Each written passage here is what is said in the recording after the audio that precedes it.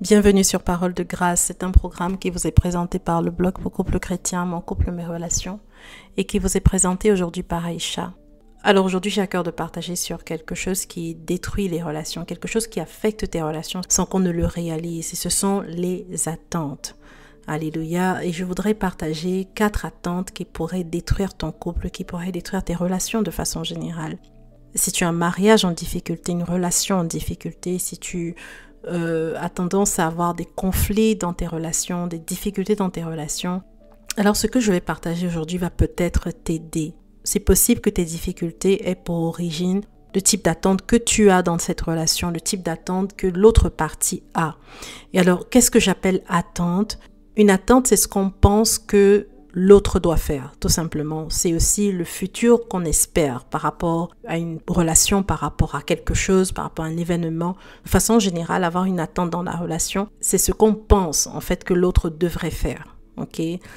Avoir des attentes n'est pas un problème en soi. Et c'est d'ailleurs important d'avoir des attentes saines dans les relations. C'est anormal d'avoir quelqu'un qui n'a aucune attente, qui ne veut rien, qui ne pense à rien. C'est pas normal. C'est important d'avoir des attentes saines. Et ces attentes saines vont définir des limites, un cadre à la relation.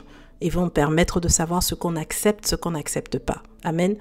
Le problème n'est donc pas le fait d'avoir une attente, c'est le type d'attente qu'on peut avoir et puis ce qu'on va en faire. Okay? Les fausses attentes, bien aimées, vont te créer des problèmes dans ton couple, dans tes relations de façon générale. Alors voici 4 types d'attentes qui pourraient littéralement détruire ton couple, détruire tes relations. Premièrement, les attentes non exprimées.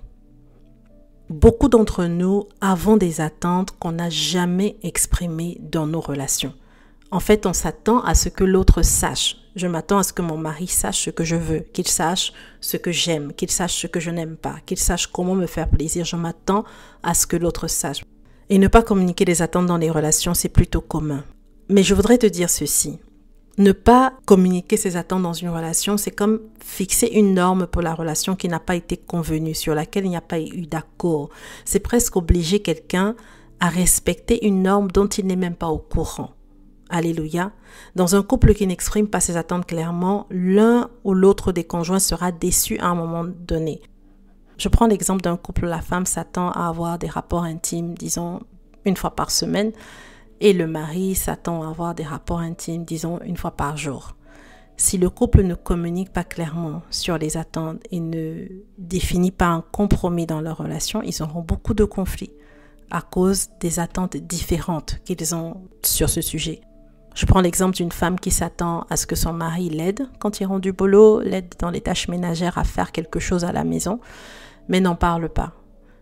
Et derrière, son mari qui va rentrer de soir et qui ne sait pas ce que sa femme attend de lui et qui peut-être de son côté s'attend à ce que sa femme prenne la charge complète des tâches ménagères. Il va rentrer, s'installer devant la télé, regarder ses émissions sans se préoccuper de son épouse. Et qu'est-ce que ça va faire? Ça va créer des conflits parce que leurs attentes dans leur relation sont très différentes l'une de l'autre. Voilà pourquoi c'est important d'exprimer ses attentes, de discuter de ses attentes, de dire voici ce qui serait utile pour que cette relation fonctionne bien pour moi. Alléluia. Les attentes non exprimées sont quelque part des ressentiments prémédités. Parce que les gens autour de toi ne sauront pas comment répondre à tes besoins bien-aimés si tu ne les exprimes pas. Ton mari, ta femme ne peut pas lire en toi. Ton conjoint ne saura pas répondre à tes besoins si tu n'en parles pas clairement. C'est donc ta responsabilité de communiquer clairement ce que tu attends de ton mari, ce que tu attends de ta femme et ne sois pas surpris qu'ils te déçoivent si tu n'as pas exprimé tes attentes. Beaucoup de couples pensent qu'ils sont sur la même longueur d'onde jusqu'à ce qu'il y ait des problèmes. Et c'est souvent le cas dans l'éducation des enfants, la gestion des finances, des relations avec la belle famille, les relations avec les ex, etc. Beaucoup de couples pensent être sur la même longueur d'onde jusqu'à ce qu'il y ait des problèmes. Voilà pourquoi je vous encourage à clarifier vos attentes en tant que couple et à les exprimer. Les attentes non exprimées sont souvent à la base de beaucoup de disputes, de frustrations, d'amertume dans les couples. Je rencontre souvent beaucoup de couples qui sont amers depuis des années et quand on creuse, on se rend compte qu'il y a des attentes non satisfaites derrière. Il y a des choses que le mari voulait, il y a des choses que la femme voulait, qui n'ont jamais exprimé clairement, directement avec amour et qui sont derrière des sujets de souffrance. Alors bien aimé, quelles sont tes attentes vis-à-vis de ton conjoint, vis-à-vis de ton mari, ta femme? Est-ce qu'il est au courant? Est-ce qu'elle est au courant de ce que tu attends de lui? Et c'est important de le communiquer. Et alors je vous propose cet exercice, si vous écoutez cet audio en couple, c'est vraiment de vous asseoir et d'écrire chacun de son côté les 5 choses qui sont les plus importantes pour vous. Qu'est-ce que vous attendez dans votre mariage? Une fois que chacun a écrit de son côté, que vous puissiez échanger les listes et puis avoir une conversation sur ces choses que vous voulez vraiment. Et je crois que ça va déjà vous aider à clarifier les choses entre vous, à vivre cette relation où vous pouvez vous satisfaire l'un l'autre. Amen. Le deuxième type d'attente qui peut détruire une relation, ce sont les attentes floues. Donc, dans certains cas, les attentes sont exprimées, mais de la mauvaise façon. Donc, le conjoint ne comprend pas exactement ce qui est attendu de lui et du coup, c'est pas clair et les choses ne se font pas. Bien aimé, le tout n'est pas de communiquer sur ce qu'on veut, il faut communiquer de manière à être entendu et compris par son partenaire. Ça veut dire qu'il faut choisir le bon moment et il faut choisir le bon endroit et la bonne façon de communiquer. Amen.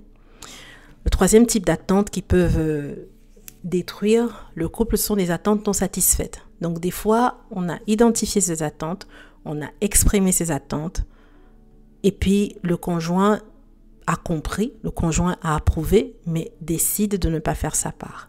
Et mal gérer les attentes justement non satisfaites peuvent détruire les couples et c'est d'ailleurs à la base de la plupart des séparations et des divorces. Le quatrième type d'attente, ce sont les attentes irréalistes. Donc souvent, les attentes sont claires, les attentes ont été exprimées, elles n'ont pas été satisfaites parce qu'elles étaient irréalistes.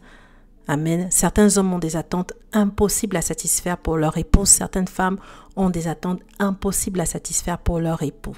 Je donne un exemple d'attente irréaliste très répandue. C'est par exemple que mon mariage doit combler tous mes besoins. Et ça, c'est irréaliste, bien aimé. Ton conjoint peut combler certains de tes besoins, mais ton conjoint n'est pas Dieu. Il y a des besoins profonds que Dieu seul pourra satisfaire. Ce sont par exemple le besoin d'identité que tu as, le besoin d'être pleinement à 100% accepté, le besoin de sécurité, le besoin de donner un sens à ta vie. Attendre de ton conjoint qu'il satisfasse ces différents besoins, tout autant que ton besoin d'être heureux, épanoui, conduira à la désillusion, à une grande déception. Amen. Ton mari n'est pas ton sauveur bien-aimé, ta femme n'est pas parfaite et ton conjoint ne peut pas lire dans tes pensées. Vous devez réaliser, accepter une fois pour toutes que vous allez commettre des erreurs et que vous avez tous les deux besoin d'amour et de grâce pour votre couple, mais vous ne pouvez pas attendre l'un de l'autre que chacun de vous satisfasse complètement et entièrement les besoins l'un de l'autre. Parce qu'il y a des besoins que ton mari, ton conjoint ne pourra pas satisfaire. Alléluia. Amen. Voilà les 4 types d'attentes qui peuvent détruire une relation et tu l'auras compris, bien-aimé, c'est super important d'identifier déjà les attentes qu'on peut avoir. Ce qui est le plus important pour toi, tu dois le savoir et le communiquer et l'exprimer à ton conjoint, à ton mari, à ta femme pour que vous puissiez travailler en bonne entente sur ces choses. Alléluia.